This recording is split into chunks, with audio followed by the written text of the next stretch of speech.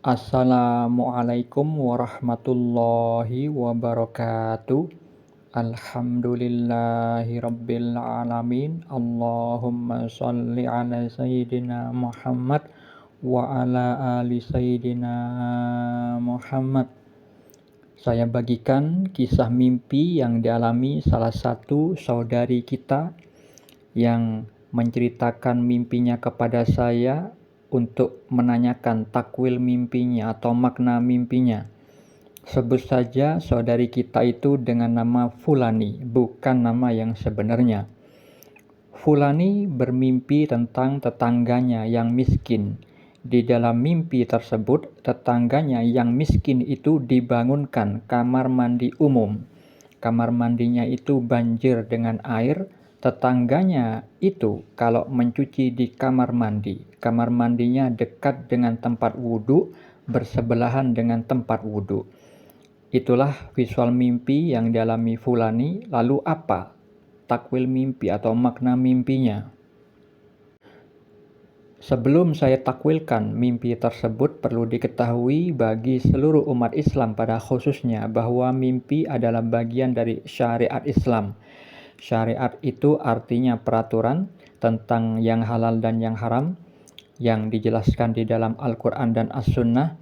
Mimpi adalah salah satu hal yang juga diatur di dalam syariat Islam. Diatur tentang bagaimana cara merespon mimpi, karena mimpi itu ada 3 macam disabdakan Nabi Muhammad SAW di dalam hadis riwayat Muslim. Beliau bersabda, mimpi baik yang merupakan kabar gembira dari Allah, mimpi karena bawaan pikiran seseorang ketika terjaga, dan mimpi menyedihkan yang datang dari setan.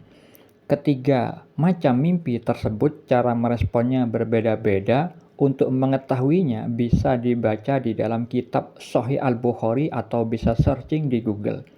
Dan perihal mimpi yang juga diatur di dalam syariat Islam adalah tentang orang yang diizinkan mentakwilkan mimpi oleh Allah Subhanahu wa taala, yaitu orang yang memang ditakdirkan oleh Allah memahami ilmu takwil mimpi.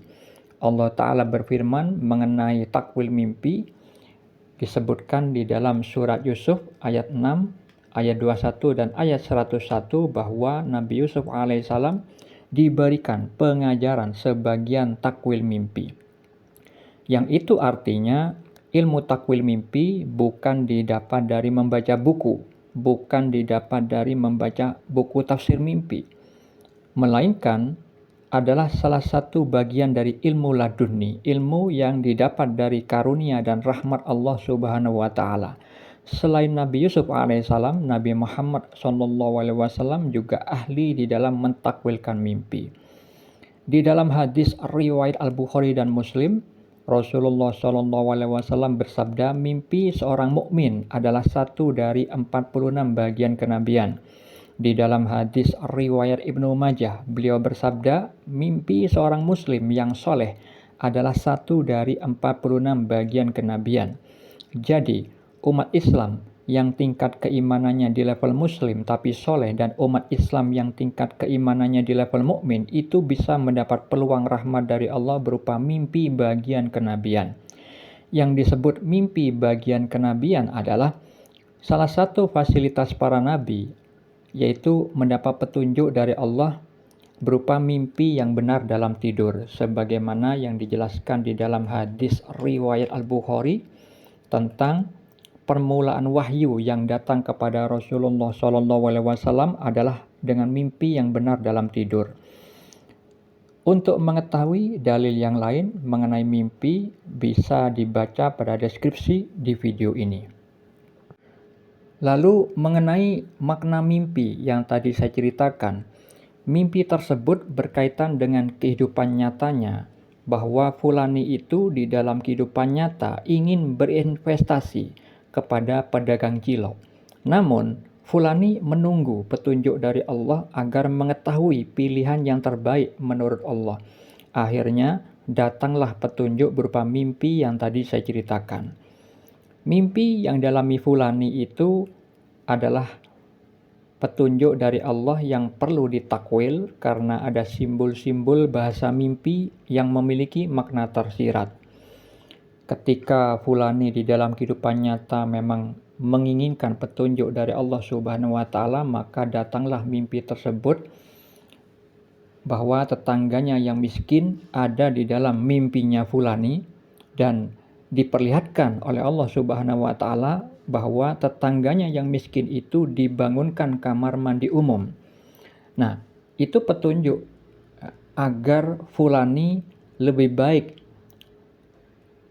menginvestasikan sebagian rezekinya dengan jalan beramal, menyumbang untuk pembangunan kamar mandi umum untuk tetangganya yang miskin, daripada pedagang cilok yang ingin dia jadikan investasi sebelum mendapat petunjuk melalui Allah berupa mimpi yang sekarang saya ceritakan. Ketika fulani itu mampu mengamalkan dan mengimani, percaya kepada petunjuk dari Allah Subhanahu wa Ta'ala melalui mimpinya itu, dia menyumbang sebagian rezeki yang dia miliki untuk pembangunan kamar mandi tetangganya yang miskin, maka nantinya Allah akan memberikan limpahan rahmat yang banyak kepada fulani. Karena di dalam mimpi itu Allah visualkan bahwa kamar mandinya itu banjir dengan air, yang itu memiliki makna tersirat bahwa siapa saja orang, entah itu fulani maupun tetangga yang lain, jika ada yang menyumbangkan hartanya atau tenaganya untuk membangun kamar mandi umum untuk orang miskin tersebut, maka penggunaan air setiap harinya yang dilakukan oleh orang miskin itu, entah untuk keperluan mandi, keperluan wudhu, keperluan nyuci baju, dan segala macamnya, itu akan mendapatkan balasan pahala dari Allah Subhanahu wa Ta'ala bagi orang-orang yang menyumbang. Menyumbang dengan harta, dengan tenaga, apapun yang bermanfaat bagi pembangunan kamar mandi tersebut.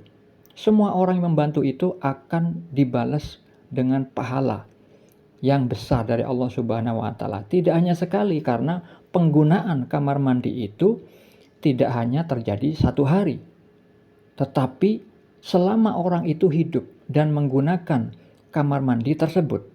Makanya Allah visualkan dengan adanya banjir dengan air pada kamar mandi tersebut. Dan salah satu contoh aktivitas yang Allah visualkan di dalam mimpi itu, bahwa Allah memberikan petunjuk pada mimpi tersebut, tetangganya itu kalau mencuci itu di kamar mandi tersebut. Nah, itu aktivitas yang akan terjadi setiap harinya, karena mencuci itu tidak mungkin satu hari saja, tetapi setiap hari. Nah, visual yang lain, ketika kamar mandinya itu dekat dengan tempat wudhu, bersebelahan dengan tempat wudhu, itu memiliki makna tersirat bahwa tetangganya fulani yang miskin itu dekat dengan Allah Subhanahu wa Ta'ala. Maksudnya dia itu ahli ibadah. Karena zat Allah tidak mungkin dinampakkan di dalam mimpi, maka simbol perwakilan yang Allah visualkan di dalam mimpi itu adalah tempat wudhu. Yang mana tempat wudhu itu pasti dipakai untuk berwudhu, tempat bersuci sebelum melaksanakan sholat.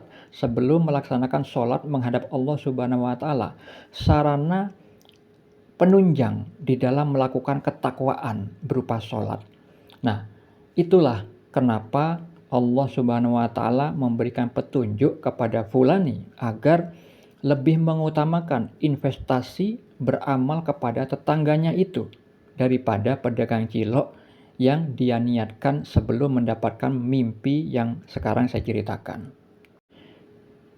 Kisah ini hampir sama yang dilakukan oleh sahabat Nabi Muhammad yang bernama Utsman bin Affan, yang membeli sumur dari seorang Yahudi yang kemudian diwakafkan untuk kepentingan umat Islam. Semua orang dapat mengambil air secara gratis. Hampir sama, berbeda kasus, tapi yang sama adalah mengenai pengadaan air. Semoga fulani mengambil petunjuk mimpinya sebagai keputusan dalam dia beramal. Assalamualaikum warahmatullahi wabarakatuh.